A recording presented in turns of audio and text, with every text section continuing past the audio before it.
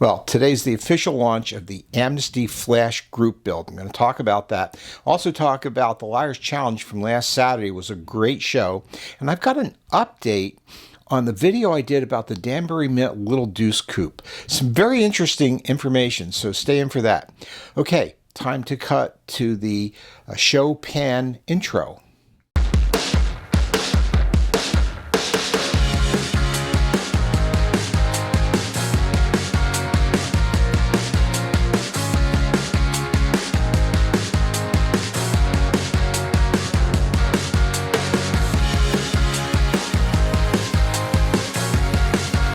Well, we had a great time at the Liars Challenge. You know, the guys from the Long Island Automotive Replica Society always put on a terrific show. You saw the quick video that I did there on the show. And as soon as I walked in, I saw Dan from 60s Rule. You know that channel. If you don't, I'll put a link below. But he came right up, said hello to me, showed me the stuff that he had brought. He is a terrific guy.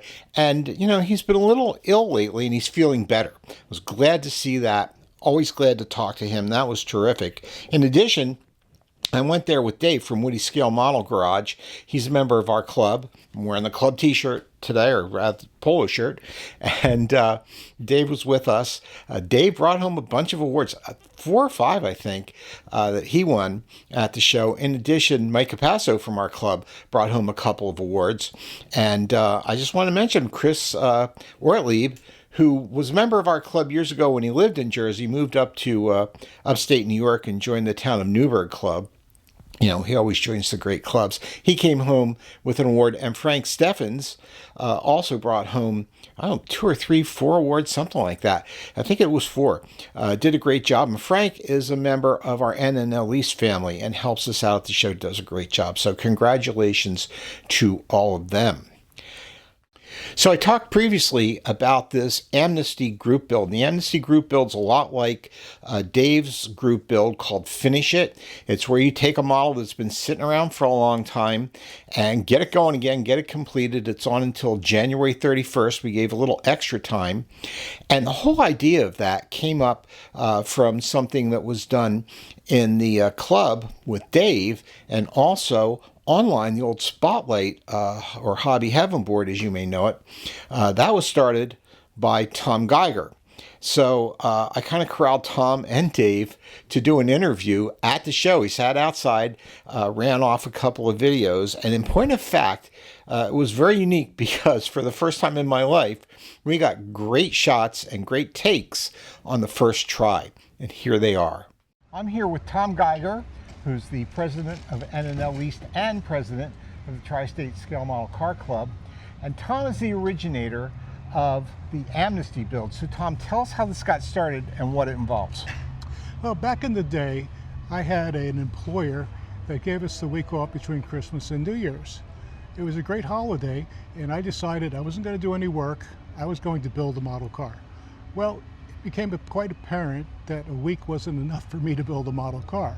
So the following year, I said, you know, let me pull something off my shelf of shame, one of my unfinished models, and see if a week's enough time to finish it. So that's what I did. So then I shared it with the people in the hobby on the Spotlight Hobbies board, and we all started the Christmas Amnesty Build.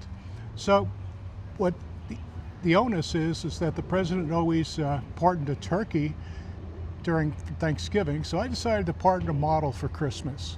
So I gave myself the week that I was off, Christmas week through New Year's Day, to finish a model, and I was quite successful. So as I shared this with friends, many of them also participated, and we got a lot of models done that wouldn't have been done otherwise. Okay, and that's it. It's on now. It's going to go this time until January 31st, because we're going to pair it with another group build. Thanks, Tom. Appreciate it. Thank you, Bill. And again, here I am, and you know this guy. This is Dave from Woody Scale Model Garage. I hang out with the best people because I got one of the shirts, you know. So, and Dave has a group build that's kind of the same, and we're kind of doing it jointly in the same time period. Tell us about your build and what it's called. My build's called Finish It. It was actually a an idea that the club had one time as a theme.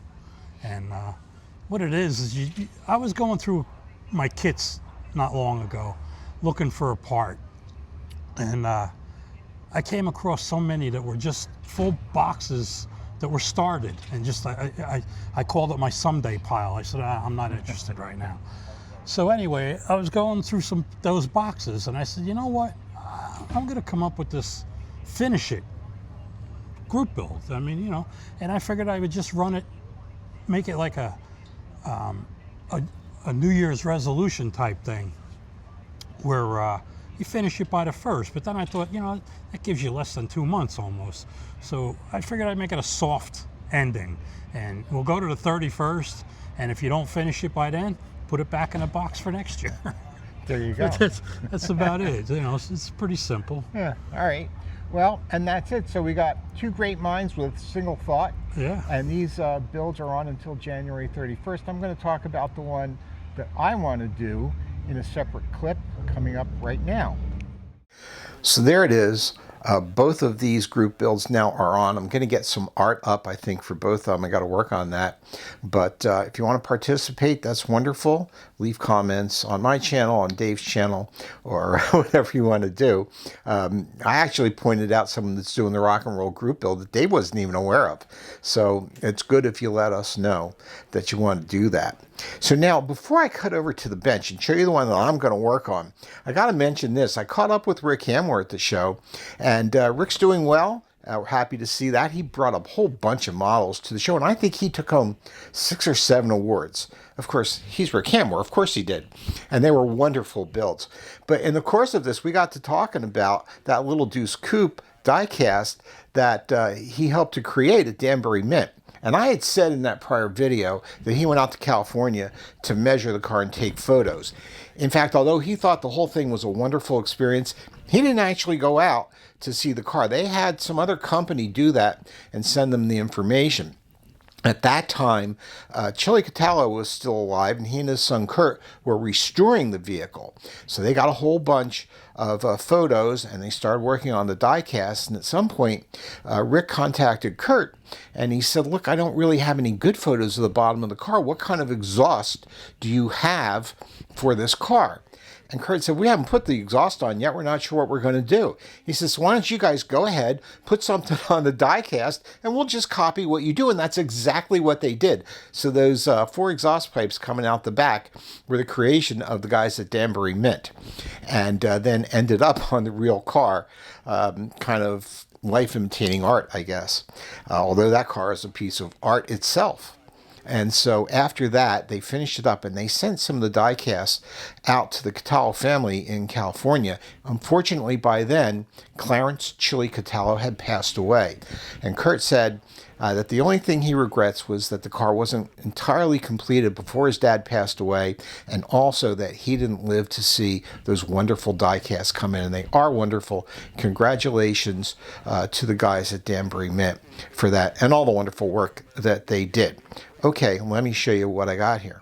Now, before I show you this ancient model, I just want to cover a couple of things that I neglected to mention just now. First of all, I met Papa from Papa's Model Workshop, and he's a really good guy. He is just as nice and friendly as you see on his channel, and it was terrific meeting him. I'll put a link to his channel below as well. Also, this was my swag from the show. This is what I got. It is like a jeweler's loop. It's very light plastic, though, but that's okay. I want it. I'm going to keep it on the bench just to cover my work, to check myself. I've got those 74-year-old eyes. Sometimes you don't pick up everything, but this is going to help me double check what I build and how it looks close up.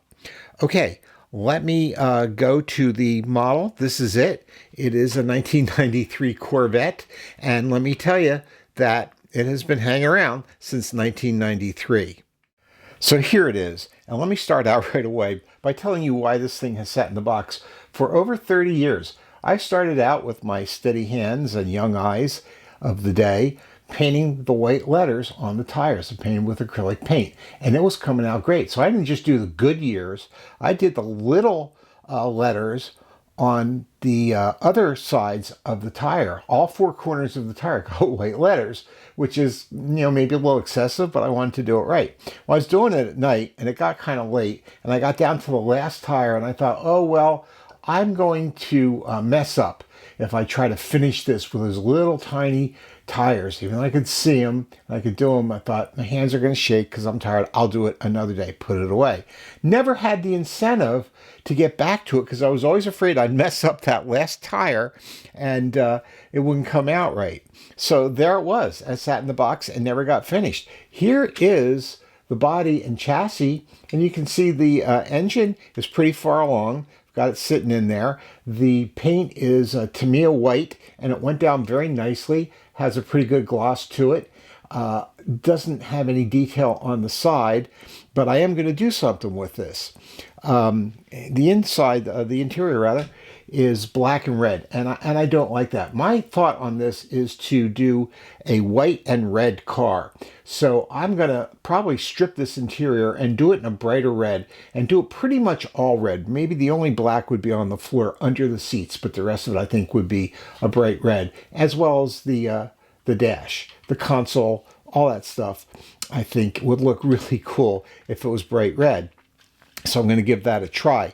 The bumper rub strips on the side of the body here, I'm going to also do them in red. And I think that'll make, nice contrast.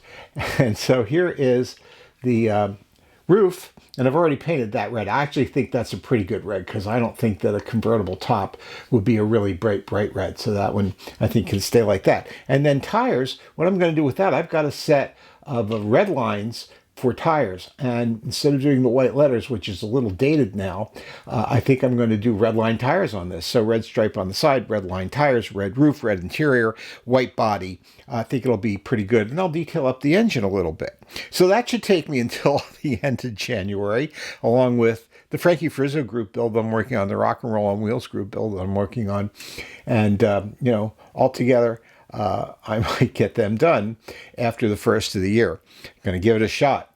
Also, I'm going to do a progress report in my next video of the work that I'm doing on those other builds and let you know how that's going. And finally, we had some mini flyers that came out at the Liars Show, and this is Friend and Elise for next year. We're less than half a year away. So it's coming up fairly quickly. Spring will be here before you know it, he said, just before winter started. So, if you're working on your models for NL East, great. That's good. You've got the winter season to get them done. And then hopefully we'll see you all in Wayne, New Jersey on the 25th of April.